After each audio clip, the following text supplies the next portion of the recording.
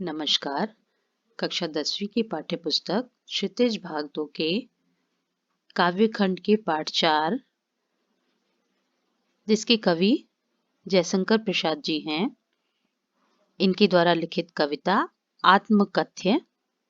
आत्मकथ्य अर्थात अपने बारे में कहना। मुंशी प्रेमचंद जी के संपादन में हंस पत्रिका, जिसका आत्मकथा विशेषांक निकलना निश्चित हुआ था, तो उन्होंने अपने साहित्यकार मित्रों से आग्रह किया कि वे अपनी आत्मकथा लिखें। इसी क्रम में प्रसाद जी से भी आत्मकथा लिखने को कहा गया। पहले तो वो इससे सहमत नहीं थे, लेकिन इसी असहमति के तर्क से पैदा हुई कविता है आत्मकथ्य। और यह कविता सन 1932 में हंस के आत्मकथा विशेषांक में पहली बार प्रकाशित हुई, जो छायावादी शैली में लिखी गई। और इस कविता में प्रसाद जी ने जीवन के यथार्थ एवं अभाव पक्ष की मार्मिक अभिव्यक्ति की है। यानी उनके जीवन में जो वास्तविकता थी, यथार्थ था, और जो कमियों से भरा हुआ था, उसको उन्होंने बड़े सहज भाव से छायावादी सूक्ष्मता के अनुरूप अभिव्यक्त किया है। प्रसाद जी ने ललित, सुंदर एवं नवीन शब्दों और बिंबों का प्रयोग करते हुए आत्मकथ्य कविता लिखी है, जो उनके जीवन की कथा को एक सामान्य व्यक्ति के जीवन की कथा के समान बताती है। उनका कहना है कि हमारी आत्मकथा को पढ़ करके महान और रोचक समझ करके लोग वाह वाह करेंगे, ऐसा कुछ नहीं है। स्पष्ट रूप से कहें तो यह कविता एक तरफ कवि द्वारा यथार्थ की स्वीकृति है, तो दूसरी तरफ एक महान कवि की विनम्रता भी। यानी बहुत ही विनम्र रूप से उन्होंने अपने जीवन की वास्तविकता को पाठक के सम्मुख आत्मकथ्य कविता के माध्यम से प्रकट किया है। आत्मकथ्य, इसमें कवि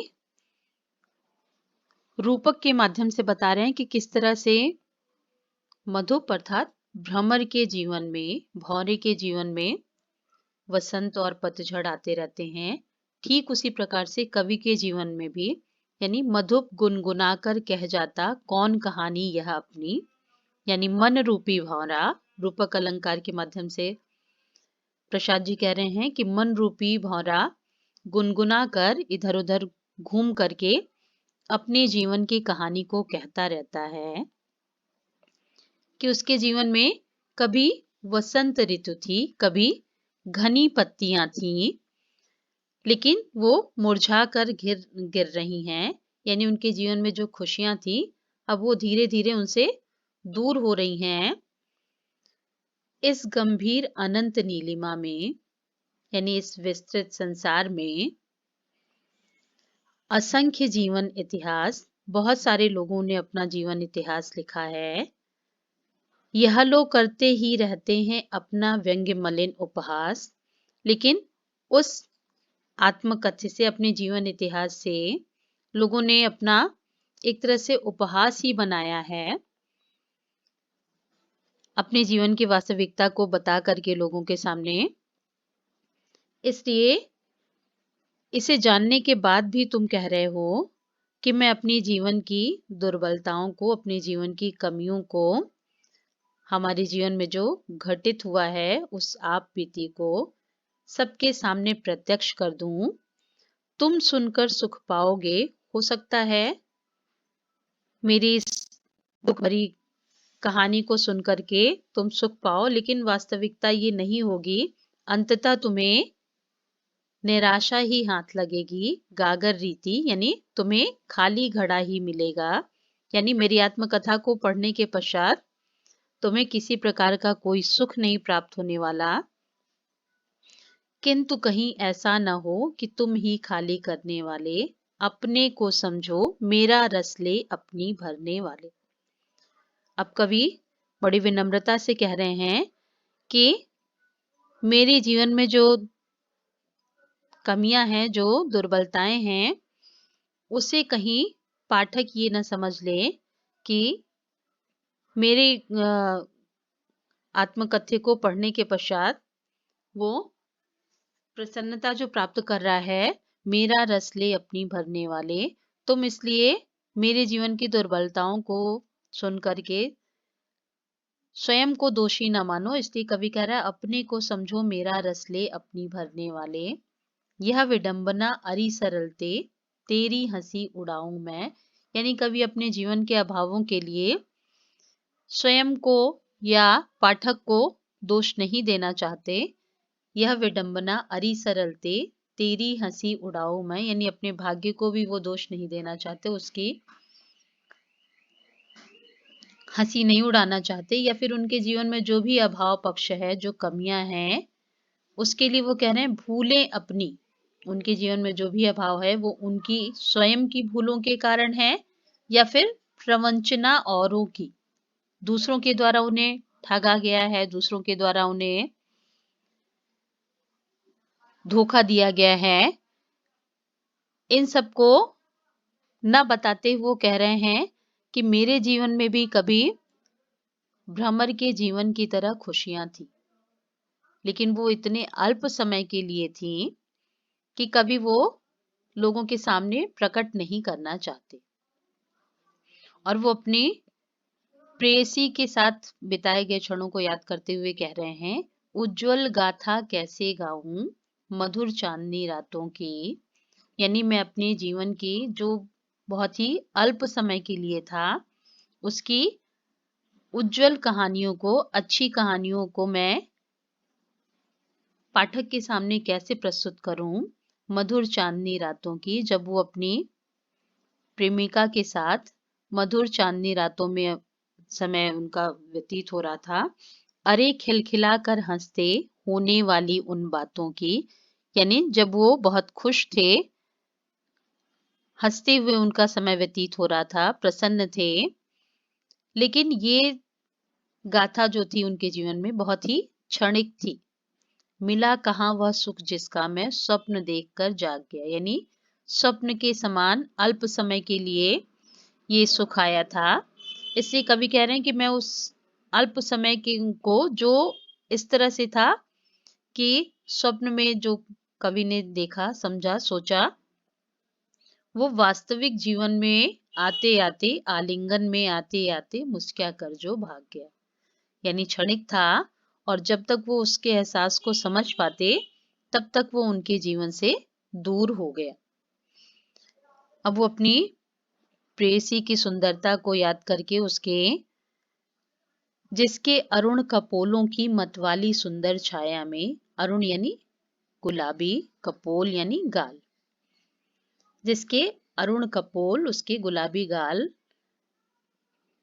की मतवाली सुंदर छाया में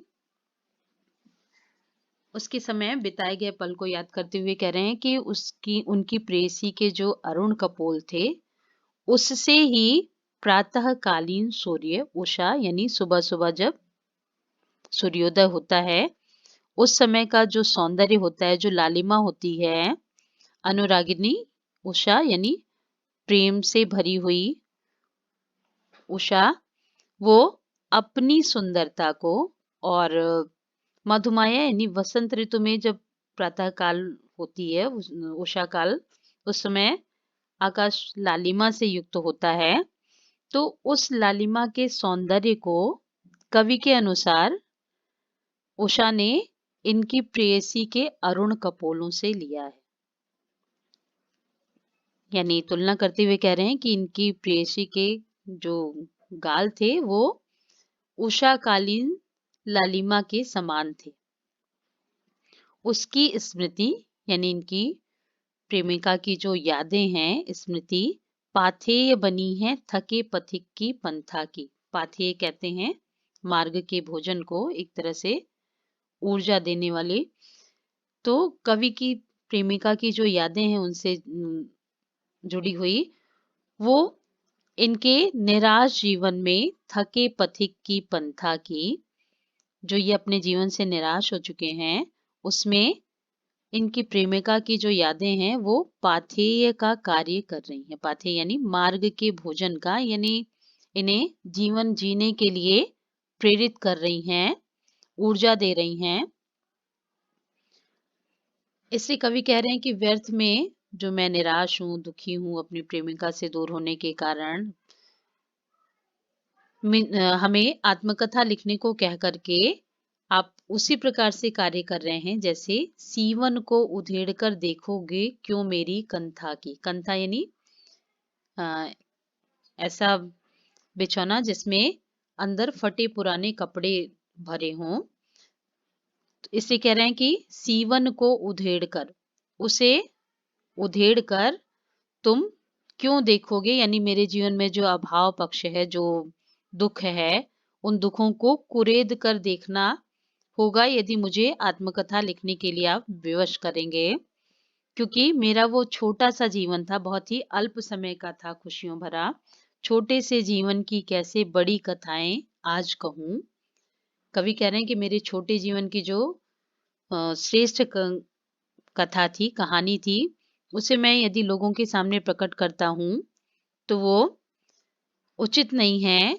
इसलिए मैं चाहता हूँ, क्या यह अच्छा नहीं कि औरों की सुनता मैं मौन रहूँ? मैं दूसरों की आत्मकथा सुनते हुए और दूसरों की बातों को सुनते हुए चुपचाप अपना जो भी जीवन था उसकी याद में, उसकी स्मृति में अपना समय व्यतीत करता रहूँ। सुनकर क्या तुम भला करोगे मेरी भोली आत्मकथा, यानी मेरी सीधी सरल और भोली भाली आत्मकथा को सुन करके, मेरे जीवन परिचय को सुन करके तुम्हें कुछ भी नहीं प्राप्त होने वाला, तुम्हारा कुछ भला नहीं होने वाला। और ऐसा इसलिए मैं कह रहा हूँ क्योंकि अभी समय भी नहीं थकी सोई है मेरी मौन व्यथा, यानी व्यथा यानी कष्ट, जो मैं अपनी प्रेमिका से दूर होकर के उसके विरह में समय को व्यतीत कर रहा हूँ, उसे अभी कुरेदने का, उसे अभी जगाने का समय भी नहीं है। इसलिए मुझे चुपचाप मैं जैसी स्थिति में हूँ उस तरह से रहने दीजिए और आत्मकथा लिखने के लिए विवश मत करिए। यानी प्रेमचंद जी के द्वारा कहने पर आत्मकथा लिखने में उन्होंने जो जीवन की वास्तविकता थी, जो सच्चाई थी, उसे उसी रूप में बड़े विनम्र भाव से प्रकट कर दिया है। और अब हम लोग अगली वीडियो में इस पाठ से संबंधित अभ्यास कार्य को करेंगे। धन्यवाद।